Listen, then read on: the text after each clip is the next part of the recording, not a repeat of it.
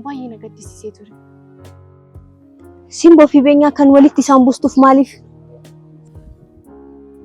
Simboo fi beenyaa? Eeyyan maaliif walitti isaan naqxaati? Beeka waan ati jechaa jirtu maanaaf hin galle. Waan haaraa maaltu jira? Maaltu siif hin galle?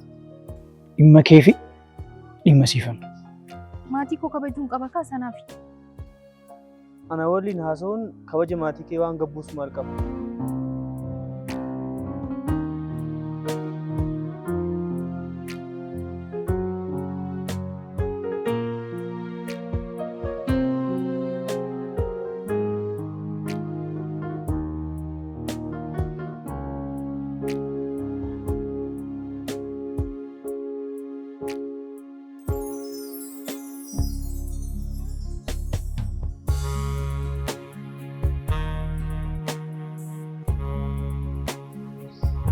Bilbila koo maaliif hin kaasne?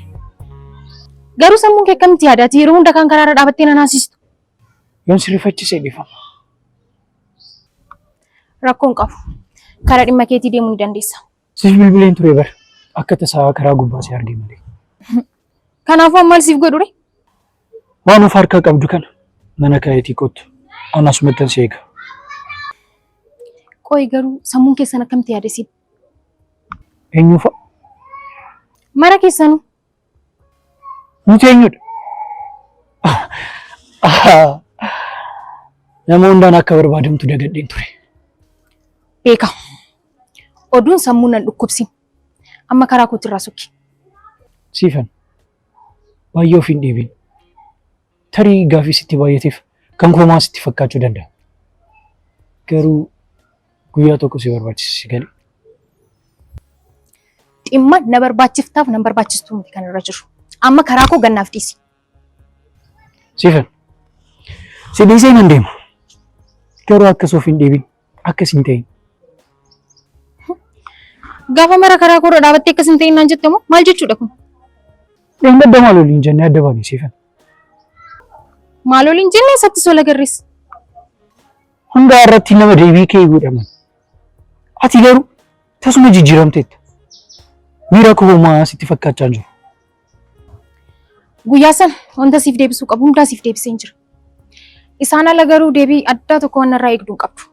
Ati garuu wanti ana irraa eegdu baay'een qaba kana booda.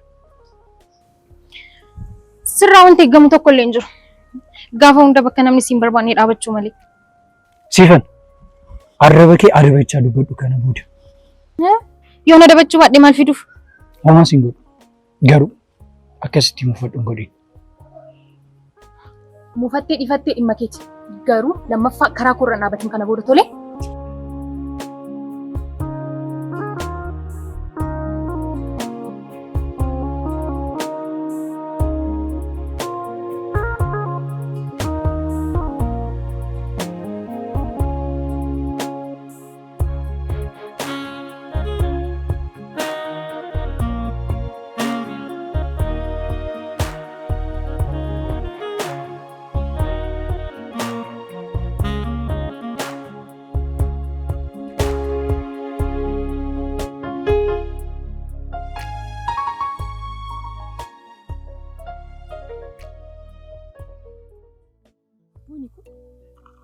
Dhugaa dubbachuuf ati nama jaalalaa nama kana miidhamtu natti fakkaata.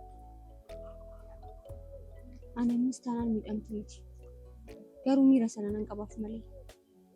Miirri sun jiraatee namni ati miira san qabduuf siin barbaadu taanaan miidhamni kana caalu hin jiru. Inni dhugaa keeti.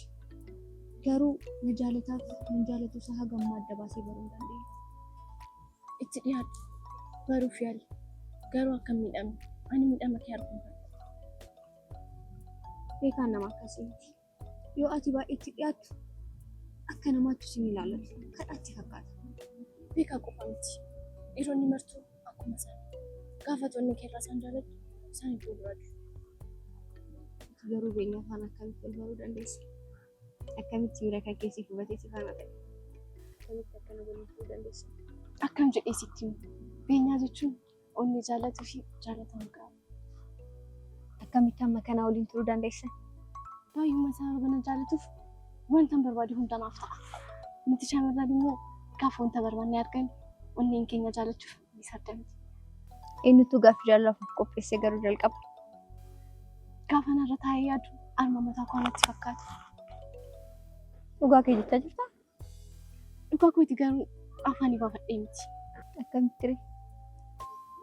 Guyyaa wayii barumsaa yeroon garuu daandiirra dhaabatee ni eegaa ture. Baay'uma na rakkisa. Anillee mana barumsaa deemu baay'uma jibba ture. Garuu guyyaa guyyaadhaan yeroo inni na rakkisu guyyuma guyyaan na rakkisa. Achiin booddee anis callisee mana barumsaa koo deemuu jalqabee achi yeroon bu'u inuma na rakkisa guyyaa waayee.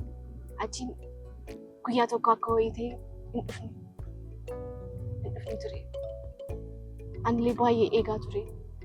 Kan inni na rakkisu, kan inni na aarsisu jaalala mana qabsiisaa natti fakkaate. Achiin baay'uma gaddee gara mana koo deebi'e. Guyyaa itti aanu mana barumsaa dhaqe. Baay'ee gaddaan deeme. Achiin wanti yaadamne uumame. Yeroon balbala mana barumsaa irraa bu'u isaa arge.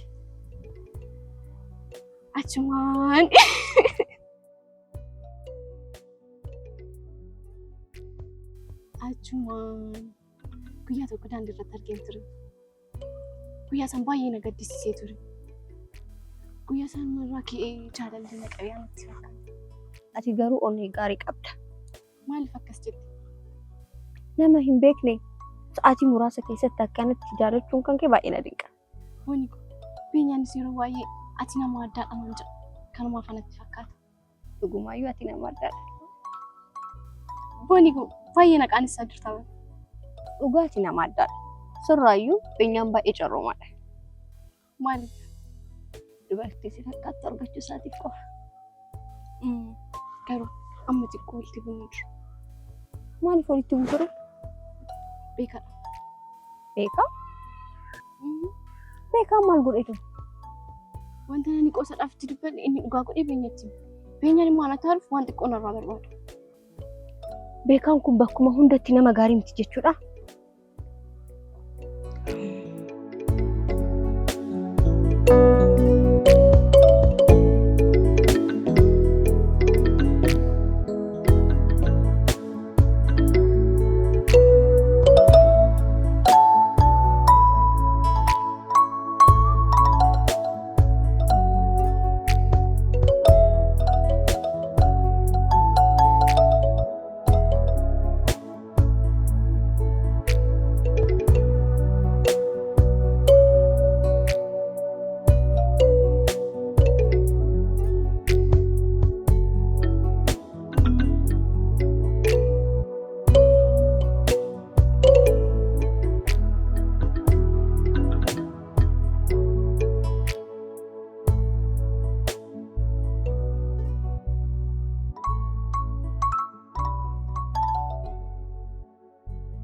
Ati garuu nama nagaadha.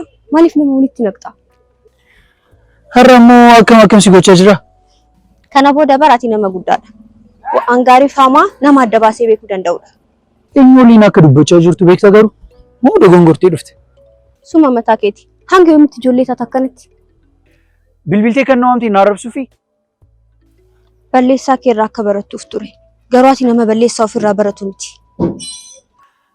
Waan sitti balleessii nan qaban? Simboo fi beenyaa kan walitti isaan buustuuf maaliif? Simboo fi beenyaa? Eeyyan maaliif walitti isaan naqxaati? Eenyutu si ergatisi? Simboodha moo beenyaadha? Inni sin galchu. Garuu baay'ee mana maqaaneessita dhugaa. Situ baay'ee nama qaaneessa. Wanti sin galchee keessa galtee dubbiin laaqe. Beenyaa taanaan simboo waliin wal dhaban miti. Walitti haaran malee. Ati garuu nama booroo walitti araaramuuf jettee durraasin. Simboon haala akkamii keessa akka jirtu beektaa? Sababa keetiin baay'ee aartee jirti. Sim maal si galcheere? Wanti sin galchee keessa maaliif galtere? Simboon bar hiriyyaa kiyya. Akka isheen miidhamtu barbaadu. Qaalluun kan isheen beektu kan nama odeessitii jedha Oromoon gaafa mammaaku. Afaan kan kee cufi. Kana booda narra mammaakuu hin dandeessu. Maaliif?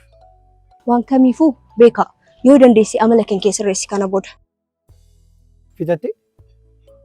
Jallinni kee dubbatamee dhumuu baatus an hamman danda'u sitti himee jira. Kana booda amala kan kee sirreessi.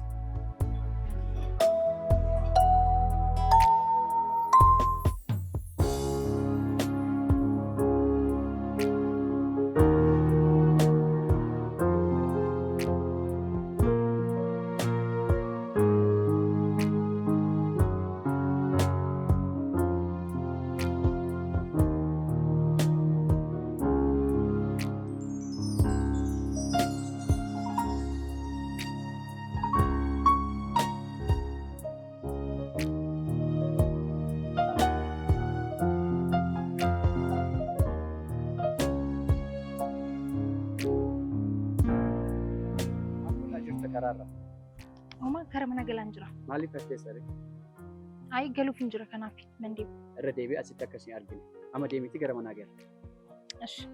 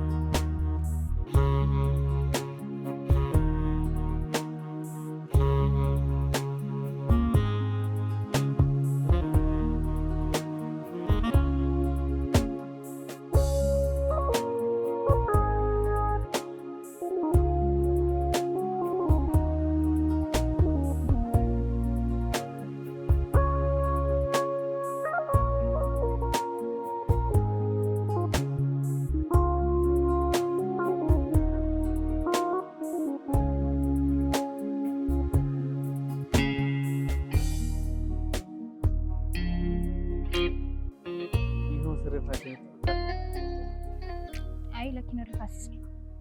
Maal taateeti? Hirri kee gaarii miti yoo. Homaan taane garuu maaf na bira teesseeti. Naannoo mana keessanii yeroon geessiin bilbila jedhee yaadee ture. Garuu akka macaarraa si argate namatti hin tolu. Sitti meen ture miti yeroo baawwan kan. Mana rukutuu irraa naa bilbili naan jettee turte. Filannoon kun immoo kan keetuma ture. Kana qofa waliin jenneen dogongore. An kana qofan qabadhe kaa yaadatti guyyaa sana. Naannoo kana sababii kootiif ibsinsiin jedheeraa bara. Garuu maaliif naannoo karaa dhorgitaati? Rakkoo maaltu jira? Maatii koo kabajuun qaba kaa sanaaf. Ana waliin haasa'uun kabaja maatii kee waan gabbuus maal qaba? Dhiira waliin karra keenya dura dhaabadhee haasa'uun narraan eegamu bara. Atumti yeroo naaf kenni malee bakka ati barbaadetti bakka fedhii kee taa'ee si eegaan kana booda. Innis hin barbaachisu. Tole. Akka ati na arguu hin barbaanne nan beekasiif. Waan ati jettes immoo diduu koof dhiifama guddaa naaf godhe. Tole. Amma yoo dandeesse kee deemi obboleessi koo naannoo kana jira na arga. An barsiif jireenya keessatti hin deema. Nan beeka garuu kee deemuu maa gochuu hin danda'u. Tole nan deema. Garuu immoo guyyaa biraa si arguun barbaada. Tole isanii mari'an. Amma garuu keetti deemi obboleessi koo naannoo kana jira na arga.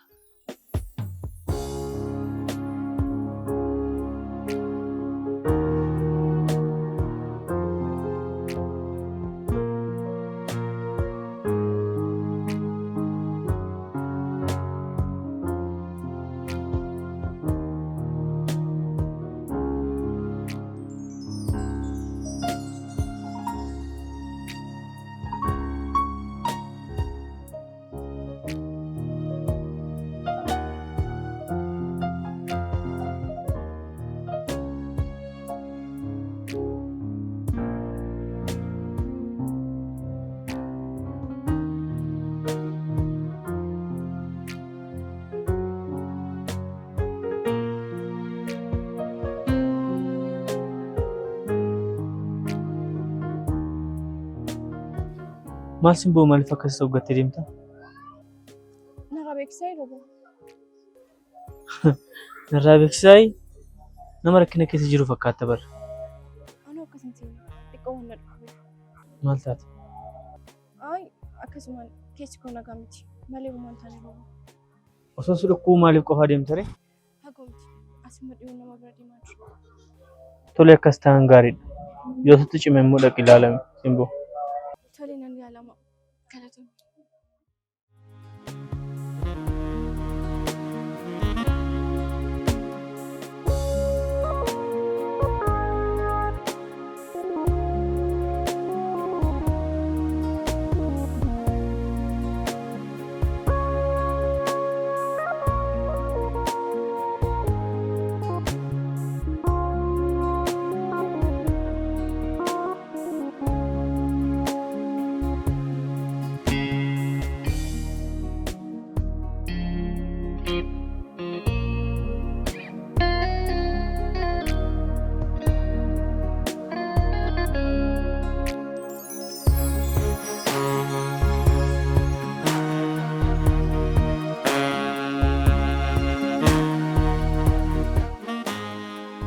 Maal taate? Waajjira. Tokko kana amma abbaa ture.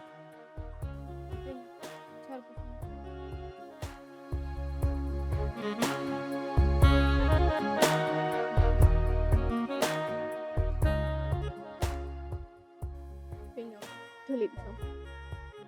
Maaliif? Egaa baay'een itti aarsee ture. Ergaatti deemtee immoo baay'een gala. Yeroo balleessan hin qaban ture.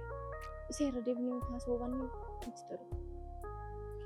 Garuu guyyaa biraa waan kana irra deebinu. Horii. Tole dhiifama siif godheera. Kanaaf adeemu.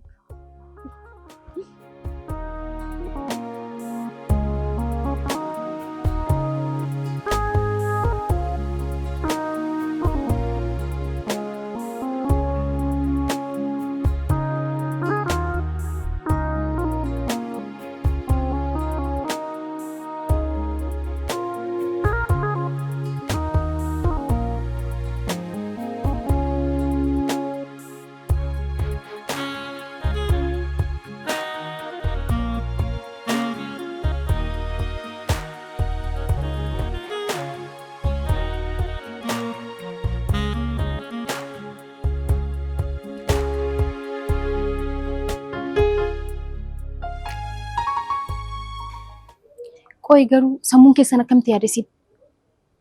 Eenyu fa'a? Mara keessanuu. Nuti eenyudha? Nama hundaan akka barbaadamtu dagadheen ture. Beeka. Oduun sammuu nan dhukkubsi. Amma karaa kootti irraa sokki.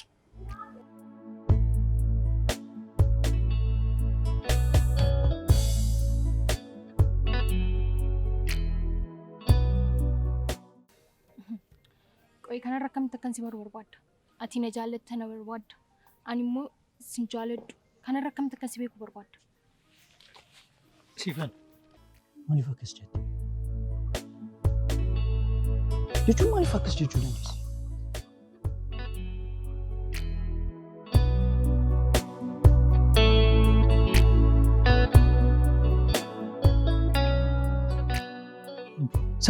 Sababa malee maaliif akkas jechuu dandeesse?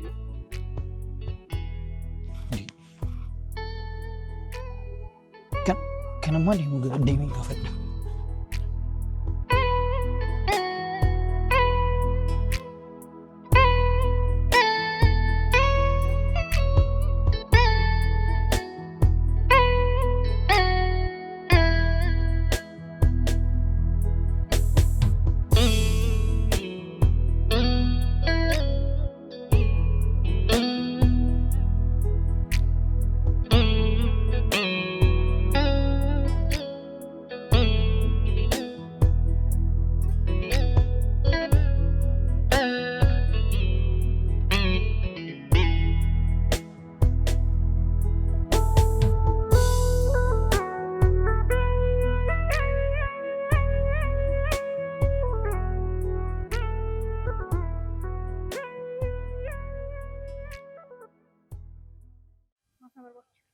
Waan naan jettee hunda nan beeka. Yaada kee cabsuuf miti kan nan haasofne. Garuu nuti eenyudha? Isa natti himi. Naan galli maal jechaa jirta? Yeroo darbe isin marti keessanuu tokkuma jettee turte. Nuti eenyudha? Kunis dhiphisnaan dhufte jechuudha ka? Siifan, amantuus amanuu baattus baay'ee siin jaalladha. Baay'ee dhibbachaan jira. Ani sirraa fagaachuu hin danda'u. Maaliif nan hubattu? Dhugaadha si sammuun keessi dhukkuba malee nama nagaa miti. Sifu. An nagaa kiyya. Garuu sababa keetiin nagaa kudha waan jira. Waan ani isin jedhu dhageessu taanaan ganaa maraatti qullaa buusuu dandeessa karaarra. Inni kun dhimma seefanii miti. Sababni isaas an nama si jaalladhu miti. Kanaafuu na dhiisi.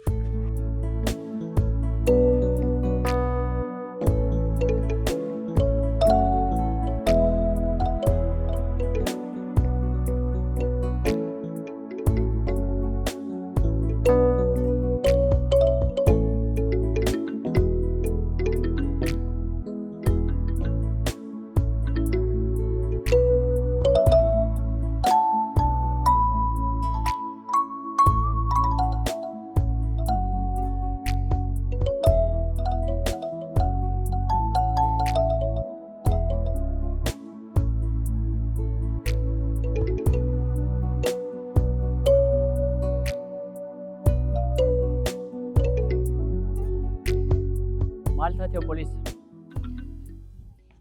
Homaan taane. Maaliif akka kanatti gaddi tare? Lakkiin gaddiin xiqqoo nama walitti bu'eeti. Ati dargaggeessaa bare. Akka kanatti karaa gubbaatti kufuun sirraan eegamu bare. Turre silaallee. Akkas ta'uu hin qabu. Yoo dandeesse gara manaa gala.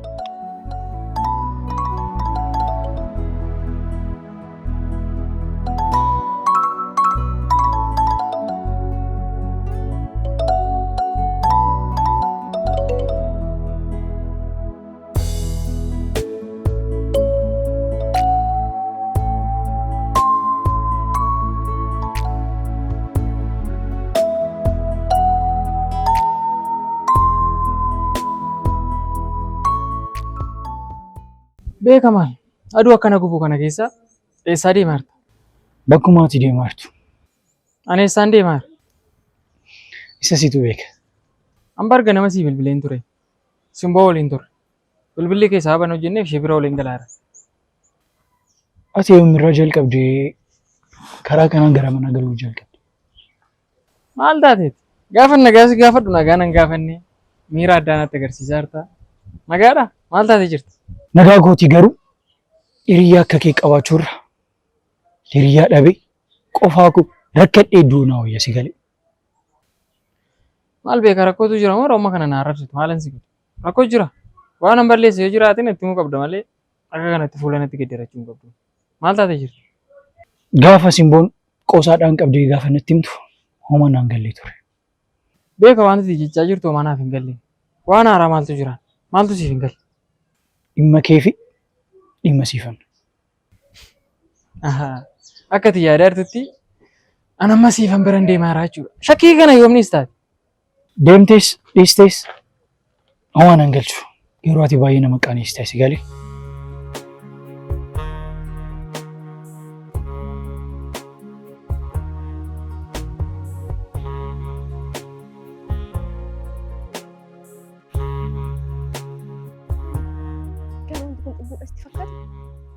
Baay'ee gammadee jirta. Maaltu argame? Har'a beenyaan sobii dhufe. Saniif. Araaramtaniitu moo akkasii waliin tanan hin beeku? Iyyeen ammuma riif araaramne. Maaliif ni soo jette? Fooni koo baay'ee na dhukkubee jiran jedhee. Isa booddee akkuma wal dhabnee raafate ofitti qabee haammatee. Baay'ee akka inni si jaallatu gara argitee jirta? Fooni koo dhugaa garuu baay'ee na gaddisiise. Wannas bilbilee uume. Yeroo tokko atis akka isa jaallatu agarsiisuu qabda bara. Ani bara baay'een isa jaalladha. Isin lamaanuu akka wal jaallattan anu argeera.